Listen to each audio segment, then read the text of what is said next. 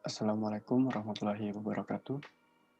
Perkenalkan, nama saya Ilham Fajri dengan NIM 2018435, kelas H Program Studi Teknik Informatika.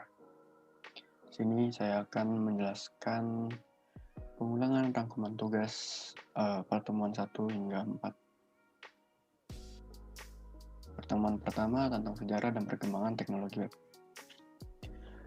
Tugas 01A yaitu pendaftaran di WA Group PWeb 2021. Pendaftaran di WA PWeb ini kerjasama dengan rekannya untuk mengcapture bukti kepesertaan gabung di grup tersebut dengan cara di smartphone rekannya minta saling bantuan. Pastikan keduanya telah bergabung di grup tersebut. Klik grup PWeb 2021, geser ke posisi nomor WA saudara sampai nampak. Usahakan di tengah. Jika memungkinkan, lakukan screenshot atau capture beri tanda nomor WA saudara tersebut dalam hasil capture. Simpan gambar capture dengan format nama PWeb 2021, tugas 01A, kelas NIM nama mahasiswa.jpg. Unggah di media tugas. Ini sesuai batas waktu yang ditentukan. Yang selanjutnya, tugas 01B, yaitu pendaftaran di gitlab.com. Apa itu GitLab? GitLab adalah salah satu media online yang digunakan untuk kolaborasi programmer atau developer yang terdiri dari personal maupun tim dalam mengerjakan pemrograman dan dapat digunakan untuk mengetahui pengelolaan versioning dari proses pengembangan perangkat lunak tersebut. Lakukan pendaftaran di GitLab dengan menuju link ini. Gunakan email @webmail.wadah.ac.id sebagai email aktivasinya. Pengumpulan tugas di media ini setelah mendaftar berhasil diverifikasi dan berhasil login, lakukan capture atau screenshot halaman profil tersebut. Halaman profil telah tersedia yang sudah saya lakukan di sebelah kanannya. Lalu beri nama file hasil screenshot dengan format web 2021, tugas 01B, kelas, NIM, nama mahasiswa.jpg, dan unggah di media tugas ini, lalu tempelkan alamat URL profile GitLab di fasilitas online text di media tugas ini. Submit sebelum batas akhir yang ditentukan. Pertemuan 02, yaitu tentang arsitektur pemrograman web berbasis client server. Tugas 02A ini yaitu item pembeda tentang konsep client side dan server side. Pengertian client side yaitu bahasa pemrograman web yang pengolahan datanya dilakukan oleh komputer, pengguna atau pengunjung. Sedangkan server side yaitu bahasa pemrograman web yang pengolahan datanya dilakukan oleh komputer, server, atau penyedia. Item pembeda selanjutnya yaitu cara kerjanya. Cara kerja client side scripting itu sangat sederhana, yaitu berawal dari klien yang memanggil berdasarkan URL atau Uniform Resource Locator melalui browser. Kemudian browser mendapat alamat dari web server yang nantinya akan memberikan segala informasi yang dibutuhkan web server. Sedangkan server side hanya perlu penerjemah khusus untuk kode-kode seperti PHP yang nantinya akan diterjemahkan oleh mesin PHP ke kode HTML terlebih dahulu sebelum diterjemahkan browser untuk ditampilkan di layar klien. Lalu perangkat lunak tools yang digunakan. Kalau client side menggunakan HTML, HTML5, XHTML, CSS, JavaScript, VBScript, and jQuery. Sedangkan server side ada ASP, PHP, dan JSP. Lalu bahasa programming. Kalau client side menggunakan HTML, CSS, JavaScript, Java Applet, Active Control. Lalu server side platform Windows menggunakan ASP, lalu platform Linux menggunakan PHP. Lalu yang kelima ada karakteristik. Kalau karakteristik client side adalah berekstensi .html, .css, .js, .htm, dan lain-lain. Umumnya sifatnya statik, namun bisa berubah-ubah jika dikombinasikan dengan bahasa server side. Sedangkan karakteristik dari server side berupa .php, .asp, .jsp, dan lain sebagainya. Terkadang URL-nya diatur untuk tujuan SEO sehingga tidak ada ekstensi seperti di atas. Bisa menggunakan htaccess ataupun diatur langsung dalam pemrograman webnya. Tugas 02B yaitu persiapan tools programming atau editor source code. Tugas dari sini yaitu menjelaskan kelebihan dan kelemahan Visual Studio Code. Kelebihannya yaitu mampu membuka project ataupun solution yang dibuat menggunakan Visual Studio Code. Yang kedua, mengatasi semua masalah yang sulit di sekitar pengembang aplikasi berbasis Windows. Yang ketiga, mempunyai fasilitas penanganan bug yang hebat dalam real-time background compiler. Yang keempat, Windows Form Designer memungkinkan developer memperoleh aplikasi desktop dalam waktu singkat. Yang kelima, menyediakan bagi developer pemrograman data akses ActiveX Data Object. Yang terakhir, menghasilkan Visual Basic untuk web. Menggunakan format yang baru, dapat dengan mudah membangun thin client aplikasi berbasiskan web yang secara cerdas dapat berjalan di browser dan platform manapun. Kelemahan Visual Studio Code. Yang pertama, kasus ketika menggunakan Report Viewer dari Microsoft. Report Viewer merupakan salah satu komponen bawaan dari Visual Studio yang membantu dalam menampilkan report yang dibuat. Karena merupakan bawaan dari Visual Studio, maka ada kemungkinan versi komponen Report Viewer dari masing-masing Visual Studio berbeda. Visual Studio tidak memiliki database sendiri dan biasanya menggunakan database seperti MySQL, SQL Server, dan Microsoft Access. Lalu program atau aplikasi yang dibuat dengan Visual Studio harus menggunakan Net Framework untuk menjalankannya. Yang terakhir, Visual Studio bukan merupakan bahasa pemrograman yang open source, sehingga akan sulit bagi programmer untuk lebih mendalam Visual Studio secara lebih independen. Lalu tugas 02C yaitu persiapan tools programming. Kelebihan SERP. Database Storage Engine ini banyak digunakan oleh programmer, apalagi oleh web developer karena sifatnya yang free. Untuk yang expert sudah ada yang bayar. Kedua, kemampuannya sudah bisa diandalkan, mempunyai kapasitas yang cukup mumpuni sekitar 60.000 table dengan jumlah rekor mencapai 5 miliar, bahkan untuk yang terbaru sudah lebih. Keamanan datanya cukup aman, walaupun tidak sehebat PostgreSQL apalagi Oracle. Engine ini multi-platform sehingga mampu diaplikasikan di berbagai sistem operasi. MySQL cocok diaplikasikan di kelas-kelas kecil dan menengah. Lalu kelebihan yang paling utama engine ini adalah kecepatannya. Lalu kekurangan sama adalah tidak cocok untuk menangani data dengan jumlah yang besar, baik untuk menyimpan data maupun untuk memproses data. Lalu memiliki keterbatasan kemampuan kinerja pada server ketika data yang disimpan telah melebihi batas maksimal. Kemampuan data tampung server karena tidak menerapkan teknologi kelas. Tugas 02D yaitu persiapan tools programming atau tools kolaborasi invite member. Yang pertama, lakukan login di gitlab.com sesuai akun masing-masing. Kedua, buatlah project baru di dashboard GitLab masing-masing.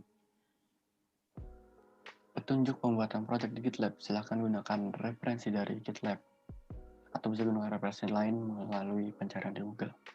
Nama project mengikuti format sebagai berikut. Contoh TA PWeb 2001 A 12.34567 Polansyah. Atau bisa seperti yang telah saya lakukan di gambar sebelah. Project berhasil dibuat, lalu lakukan perekrutan member dalam tim project tersebut ke alamat email alitarmuji@tif.wadah.ac.id atau username di GitLab @alitarmuji minimal sebagai developer, bukan guys, agar dapat melakukan penilaian langsung di coding yang di project. Gunakan referensi berikut cara perekrutan member, lakukan capture halaman project dan halaman member, dan informasi lain yang diperlukan.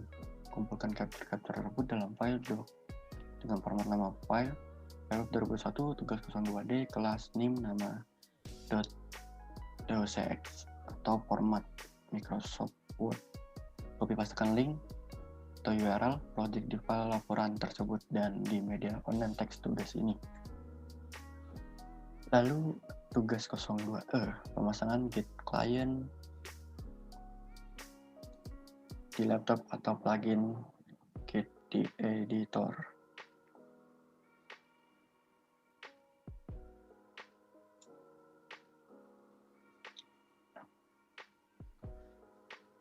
Saat ini para programmer dan atau developer dipermudah dengan berbagai fasilitas. Salah satunya fasilitas yang masih gratis dalam kolaborasi GitLab telah kita miliki untuk memudahkan pengelola proyek yang telah dibuat di GitLab. Ada berbagai cara antara lain sebagai berikut.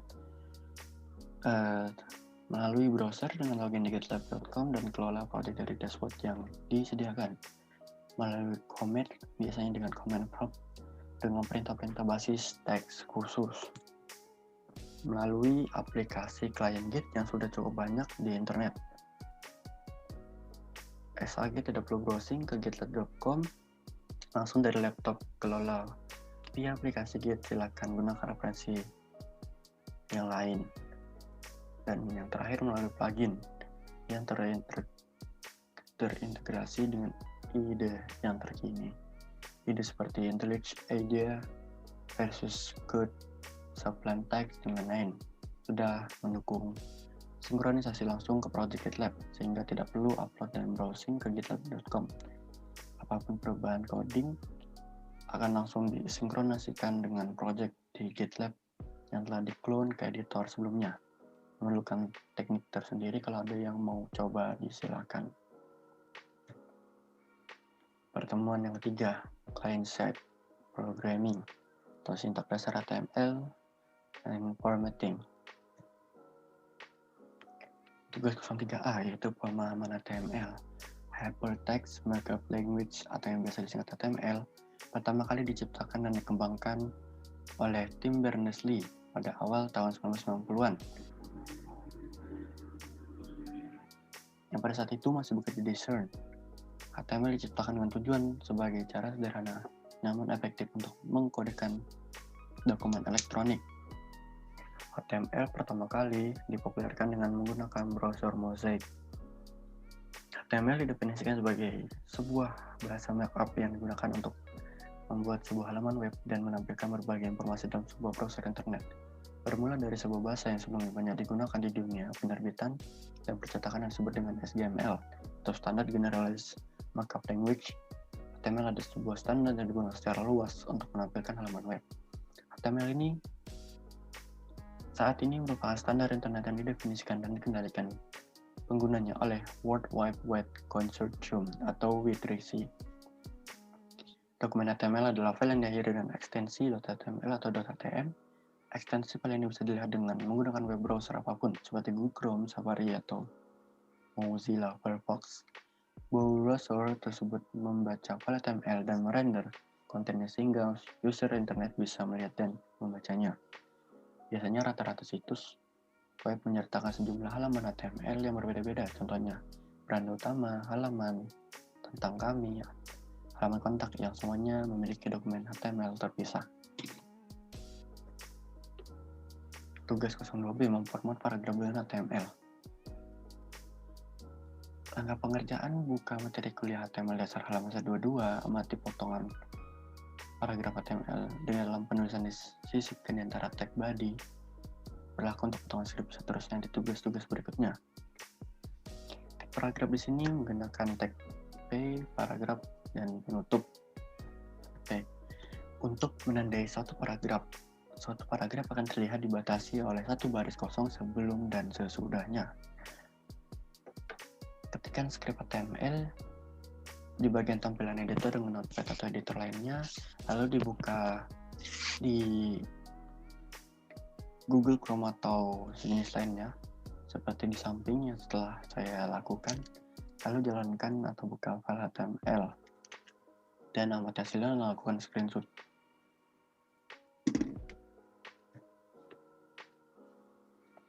Selanjutnya, tugas 03C, yaitu pencetakan font huruf dengan HTML. Cetakan font, tag atribut bold, italic, underline, itu menggunakan tag B, kalimat yang dicetak tebal, lalu tag penutup B. Lalu untuk kalimat yang dicetak miring menggunakan tag I, lalu penutup tag I. Lalu untuk kalimat yang garis bawahi yaitu menggunakan tag U, lalu tag penutup atau /U untuk menandai bagian kalimat garis tebal, miring, dan atau di garis bawahi. Ketik di notepad atau editor lainnya. Untuk memformat huruf dengan HTML, simpan ke folder publish web server lokal. Lalu bukalah HTML dengan browser internet dan amati tampilannya. Lakukan modifikasi seperti yang saya lakukan di salah satu gambar yang ada di bawah.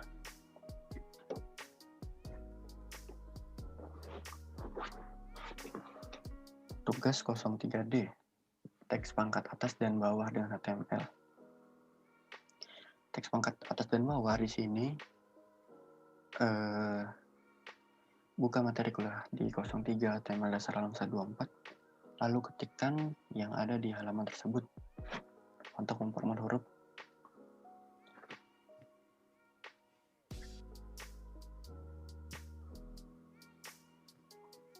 teks pangkat atas dan bawah. File disimpan di folder web server lokal, file script diberi nama dengan format sebagai berikut. Lalu bukalah file tersebut dengan browser internet dan amati. Lalu modifikasi seperti yang saya lakukan di sebelah. Tag atribut superscript atau subscript. Bagian yang cetak tinggi menggunakan sub, menggunakan P atau superscript. Bagian yang cetak rendah menggunakan subscript atau sub, menggunakan B. Untuk menandai bagian karakter agar dicetak tinggi atau rendah. Biasanya untuk rumus matematika atau kimia. Tugas 03E, tag ganti baris. Langkah tugas buka materi kuliah 03 HTML dasar halaman 125. Ketik di notepad atau edit lainnya untuk memformat huruf agar bisa tebal, miring, garis bawah, dan kombinasi. File disimpan, lalu tambahkan kata-kata, beberapa kata tambahan. Bukalah file dengan browser internet, lalu screenshot. Lakukan modifikasi atau penambahan paragraf dengan menerapkan tag yang sama. Sama juga seperti yang saya lakukan di sebelah. Tag ganti baris di sini atau disebut breakdown menggunakan BR untuk pindah ke baris berikutnya. Bentuk penulisan lain yang dianjurkan XML style atau penutup BR. Tugas 03F atau tugas ini menggunakan tag font di HTML. Tag font di sini ada size, face, dan color. Memformat satu bagian kalimat dengan ukuran, jenis huruf, atau warna tertentu. Terdapat dalam buku, materi kuliah 03 HTML dasar halaman slide 26-28. Ketik lalu buka di browser internet dan amati seperti yang saya lakukan di sebelah dan telah memodifikasinya.